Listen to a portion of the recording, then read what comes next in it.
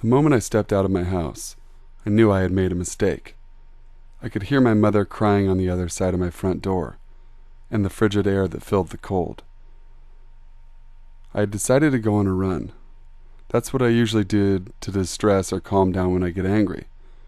My mother and I had just gotten into a pretty heated argument about my grades, and I said some things I definitely shouldn't have. I thought it would be okay if I just went for a little run in the cold October night, and it would allow both of us to calm down a bit. I bent down to relace my shoes and I took a deep breath. The cold air stung my throat as it filled my lungs, and I noticed just how thirsty I was.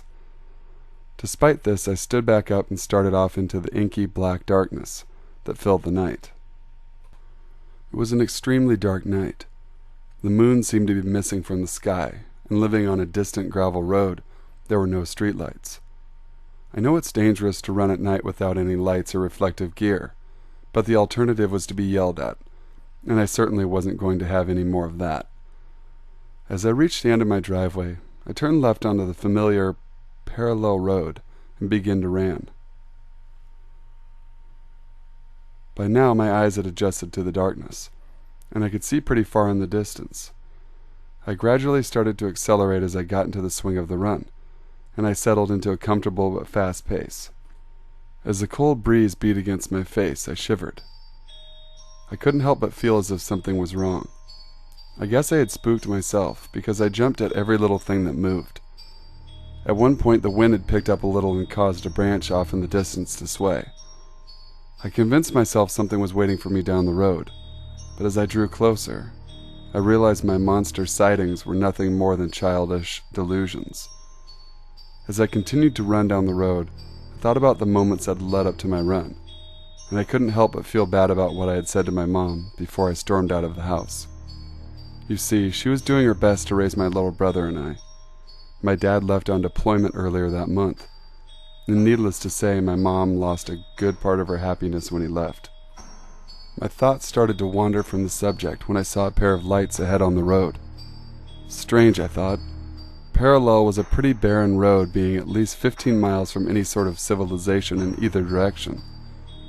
That, coupled with the fact that it was 11:30 at night, it was pretty strange to see any sort of signs of life out. As I ran closer, the source of light became more and more clear. About 100 feet from the light, I could clearly make out a small white car that was parked in the middle of the road. Its headlights were on, and it just sat stationary with no signs of a driver. I stared at the car, trying to make sense of things, but eventually I just ran past it. I ran from the car for about a mile and started to slow my pace. I was at least 3 miles out now, and the frigid air was taking its toll on my dry throat. I decided to turn around. I ran down the road for about a mile when I noticed something a little strange. For one, the car was missing, but that didn't concern me.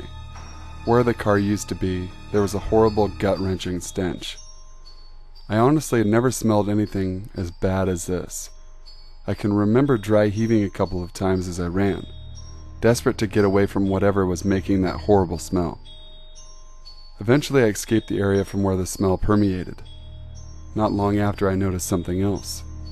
Down the road I saw the same 2 lights I had seen before, only this time they were facing the other way, directly at me.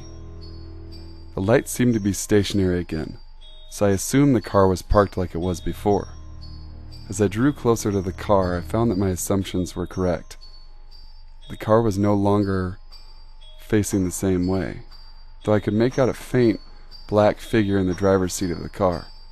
The figure wasn't moving, so I assumed they had fallen asleep somehow. I decided to wake them up and see if they needed help. "Hey!" I shouted as I drew near to the car.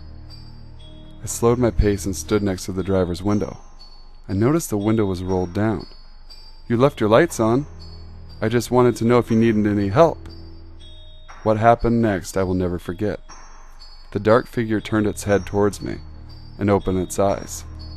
My heart started to pound as I stared at whatever was sitting in that car. The eyes that stared back at me were completely red and seemed to glow in contrast to the darkness that filled the car. It opened its mouth and let out a loud screech. At this moment I turned away and ran. I ran faster than I had ever run before. My heart was pounding, as if it was trying to escape my chest, and my breathing heightened in a desperate attempt to supply my body with oxygen. What I heard next filled me with dread. The rolling of tires. The car was turning to face me once again. I didn't know what to do. In a frightened panic, I threw my body into the foliage that lined the road and found myself in a ditch. I looked up ever so slightly. I held my breath as I watched the lights of the car light up the road just in front of me. Whatever was driving that car was looking for me. The car slowly drove along and luckily passed my hiding place along the reeds and the grass.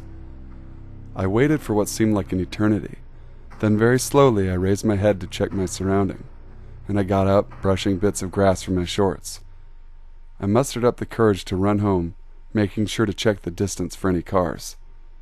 I reached home about 12 minutes later. I sprinted up my driveway, opened my front door, and slammed it shut behind me, making sure to lock it.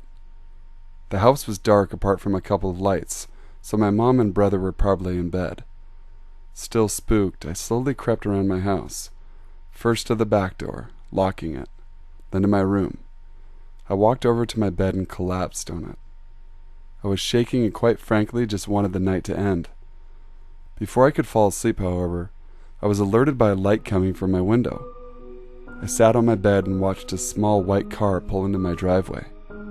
It parked right in front of my window and shut off lights and everything. I started to sob. I could make out a pair of large red eyes in the car, and they were staring directly at me. Paralyzed with fear, I stared back, but I must have fallen asleep at some point, because I awoke the next morning on my bed in front of my window. The first thing I did was glance outside. There was no car in sight. I chuckled in relief. It must have been a dream, I told myself out loud. I got out of bed and changed into some sweatpants. I noticed that I was so tired the night before that I had forgot to turn the lights off in my room before I got into bed. I flipped the light switch to off, then walked out of my room and made my way into the kitchen. "Good morning," I said to my mom, who was sitting at the table with a mug of hot coffee in her hand. She looked troubled, but returned the phrase and invited me to sit with her. "Bevan, I need to ask you something." "Sure," I replied, rubbing my eyes. "Did you notice anything strange on your run last night?"